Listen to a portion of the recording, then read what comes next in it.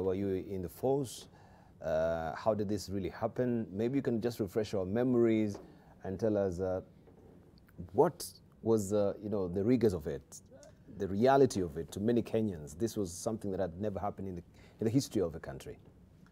Diba, 1982 was indeed a historic year for me because a year ago I had been recruited as a cadet. You had been listed by then? Yes, a year ago, 1981. And in March 1982, we were commissioned. And I'm happy that I was among those who were commissioned by President Moi in Nakuru. And in fact, he shook my hand because I was the second best cadet all around, which was a great honor, you know, for me. And say jump to him.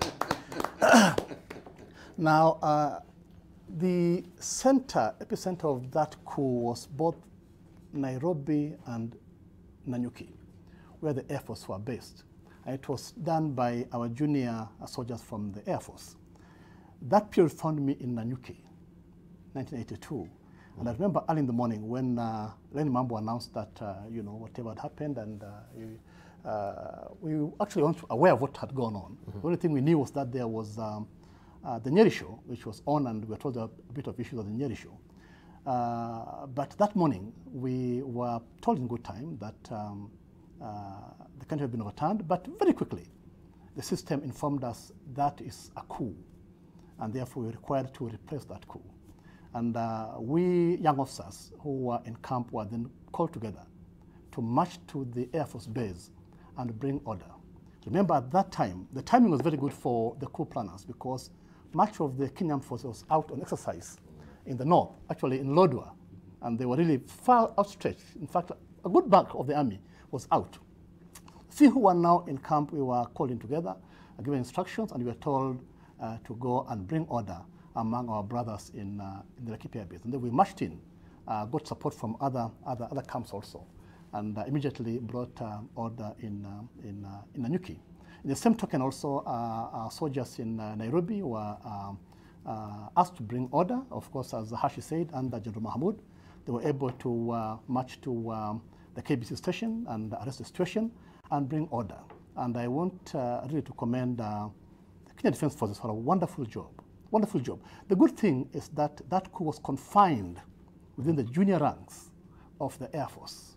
It had not spread across to the entire armed force. And therefore, the Army and the Navy were clean and when called for, they were able to revert that order. Also equally important is the fact that officers from the Air Force, very few were involved in this coup. Very few. In fact, most of them, maybe about a handful, were involved. The rest were all clean. I didn't know about this. Therefore, we were able to communicate with them also, and from inside, be able to address this issue and bring order.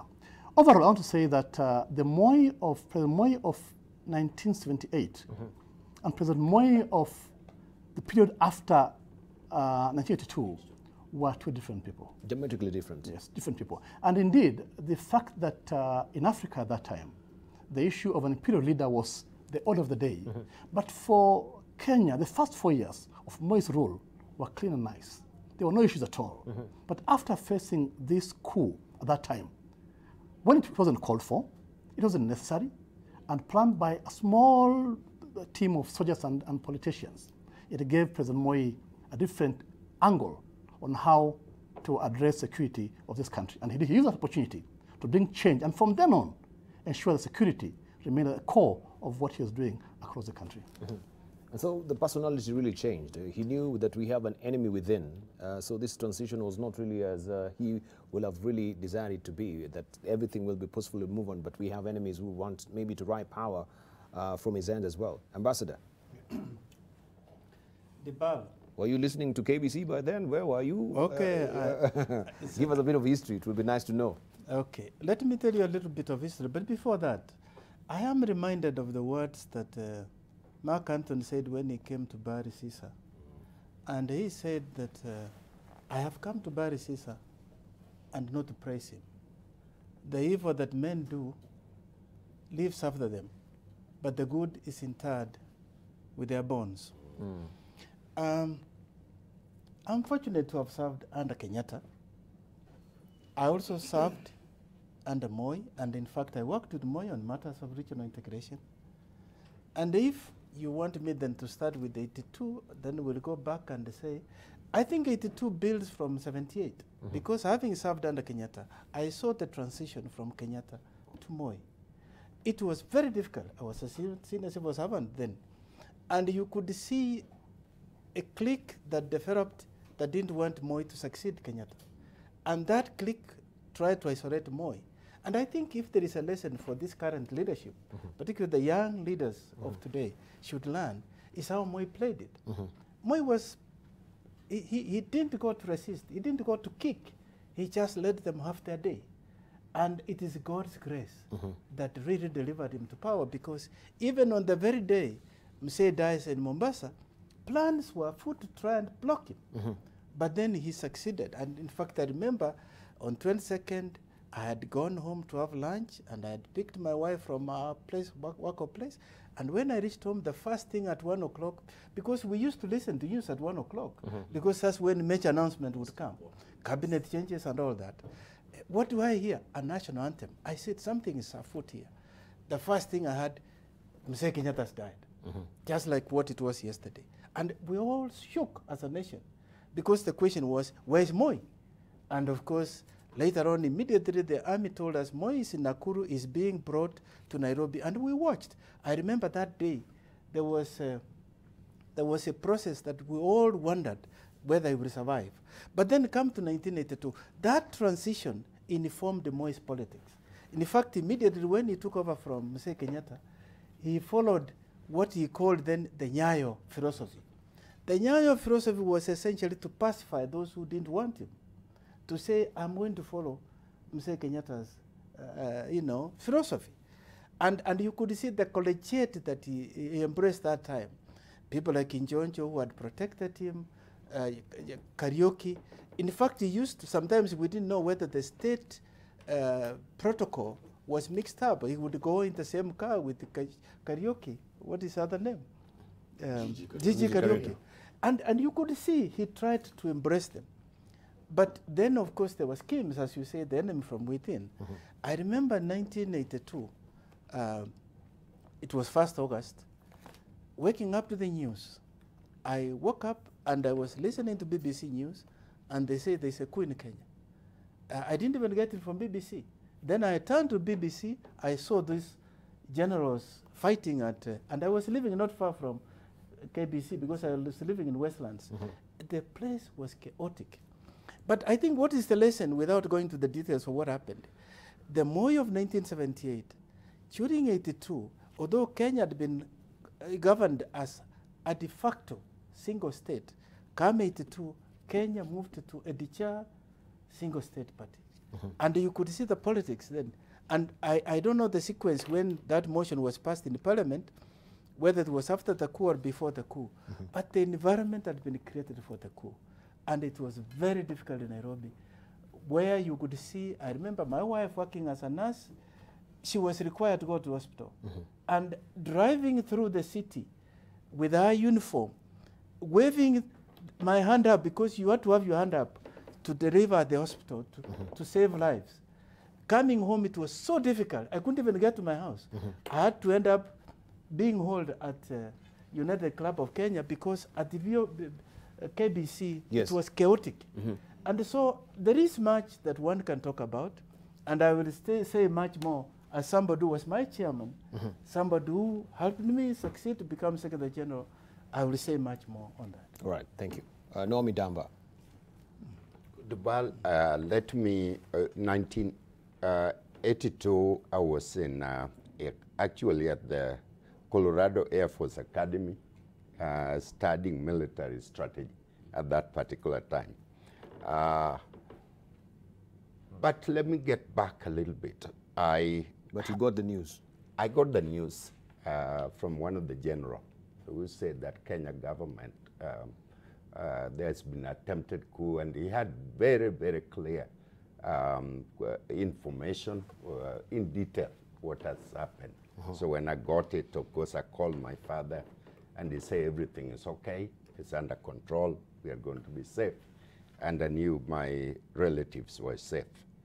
Let me get back a little bit. I happened when I was in Form 1 over here going to, now I think it's called Jamhuri High School, but at that time it was Duke of Gloucester.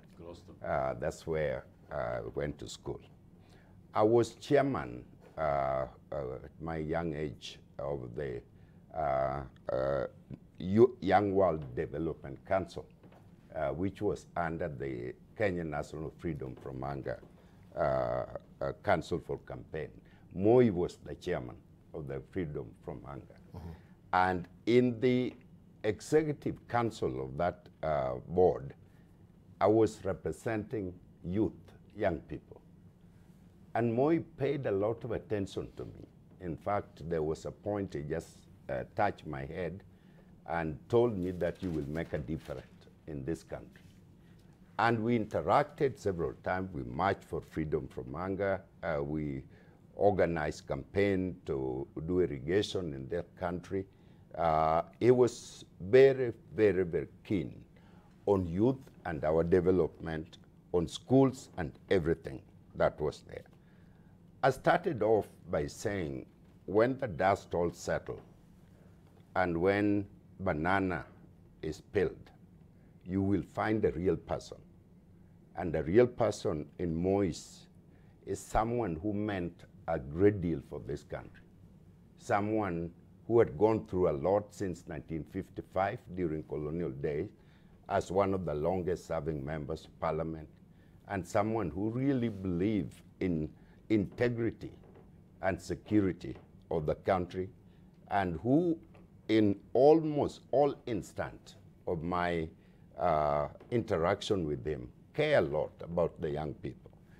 We know that he favored the federal system during Kadu days, and we also know that the folks who favor the Kanu, the original Kanu, people like my father, were not too much in favor of Moi. And we also know that what happened in the presidency, you see, the president is not a one person, that after 1982, a group of people, you can't call them clandestine, but a group of people took it upon themselves to say that we are now going to stamp our role. And the question, they did awful things in terms of human rights abuse. And they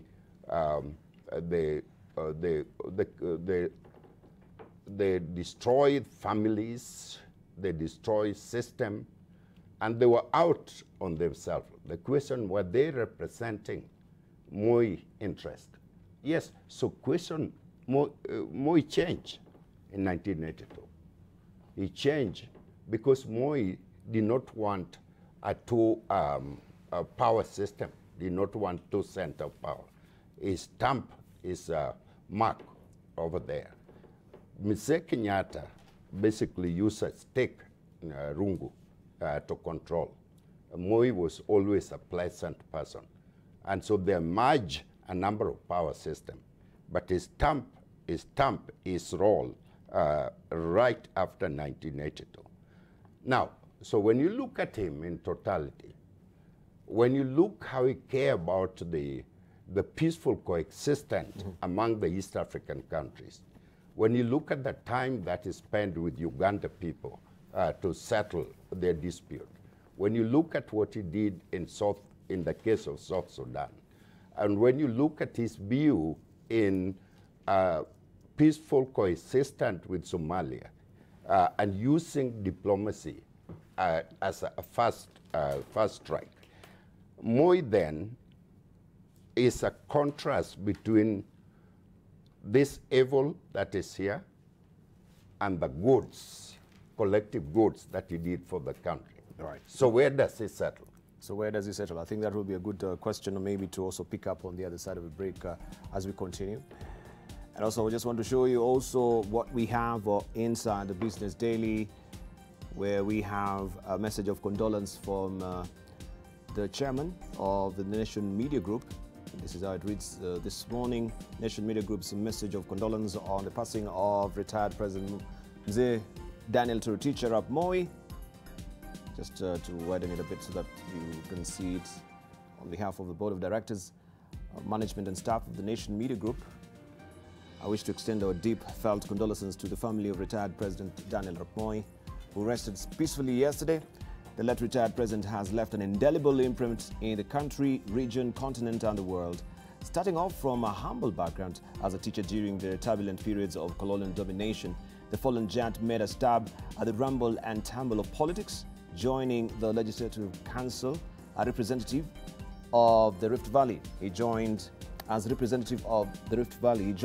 with African leaders agitating for political liberation from the shackles of colonialism and was to team up with like-minded leaders to form the Kenya African Democratic Union, that is KADU, which later folded up after independence, and he transitioned to the ruling party KANU.